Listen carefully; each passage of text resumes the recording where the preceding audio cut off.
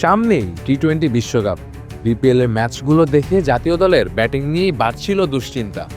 লিটন, সাইফ, তামিম যারা এতদিন টপ অর্ডারের ভরসা ছিলেন, ফর্ম যেন ঠিকঠাক ধরাই দিচ্ছিল না। ইনিংসের শুরুতেই চাপ, রান আসছিল না ধারাবাহিকভাবে। ধীরে ধীরে প্রশ্ন উঠছিল, বিশ্বকাপের আগে আমাদের টপ অর্ডার কতটা প্রস্তুত।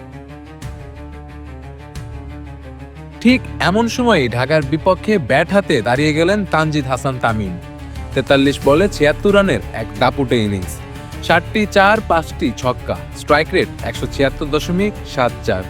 ধুঁকতে থাকা তানজিদ যেন এই ইনিংসেই খুঁজে পেলেন ফেরার রাস্তা। এই ইনিংস শুধু রাজশাহীকে জয় এনে দেয়নি, দিয়েছে স্বস্তিও। যেন বাংলাদেশি ক্রিকেট ভক্তদের উদ্দেশ্যে তানজিদের নিঃশব্দ বার্তা, চিন্তা করবেন না, আমরা আছি। বিশ্বকাপের আগে যে আত্মবিশ্বাসটা সবচেয়ে বেশি দরকার ছিল, তানজিদের ব্যাটেই সেটা খোঁজ মিলল। বিশ্বকাপে বাংলাদেশে ম্যাচ ভেন্যু নিয়ে চলছে নানান জল্পনা কল্পনা, তবে এসব নিয়ে ভাবার সময় নেই খেলোয়াড়দের।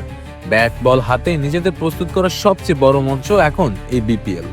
তানজিদ, লিটনদের ব্যাটে টপ অর্ডারকে ধারাবাহিক দেখার অপেক্ষায় এখন গোটা দেশি ক্রিকেট ভক্তরা। শেখ মেহেদী হাসান, ডি স্পোর্টস।